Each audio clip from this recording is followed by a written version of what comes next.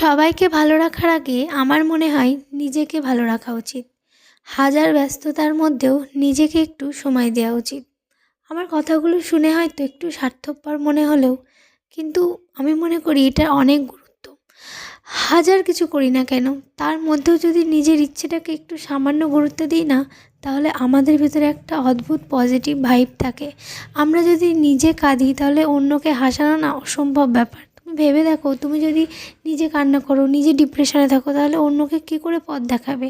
তাই আমার মনে হয় আমি যদি ভালো থাকি বা আমি যদি সুস্থ থাকি, নিজেকে পরিপাটি করে রাখি, তাহলে কিন্তু আমার এই ঘর সংসার, আমার কাছের মানুষদের ভালো আরও বেশি করে রাখতে পারবো।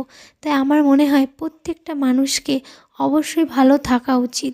এবার দেখো কিভাবে ভালো থাকবে, কিভাবে ভালো রাখবে, এ নিয়েও কিন্তু আমি তোমাদের আগেও বলেছি, পরেও বলবো। ভালো থাকাটা হচ্ছে নিজের কাছে। তুমি কিভাবে ভালো থাকবে, কি করে ভালো থাকতে পারো, সেটা তোমাকে নিজে খুঁজে নিতে হবে। কিন্তু আমি বলবো হ্যাঁ, ভালো থাকতে হবে। যেভাবে আছি, যে পরিস্থিতি আছি না কেন, সেই পরিস্থিতির মধ্যেই নিজেকে ভালো রাখতে হবে। কারণ এই জগতে তুমি একবার ভালোভাবে যে পজিশানে আছো, কে বলতে পারে পরের জীবনে গিয়ে সেই জায়গাটাও হয়তো না থাকতে পারে। হয়তো এমন কিছু কর্ম করছি যার ফলে আরও খারাপ জায়গায় পৌঁছতে পারি। তার জন্য আমার মনে হয় জীবনটাকে ফালতু কেঁদে ভাসিয়ে, খারাপ কাজ করে না বিলিয়ে দিয়ে নিজেকে ভালো রাখবো, সবাইকে ভালো রাখবো।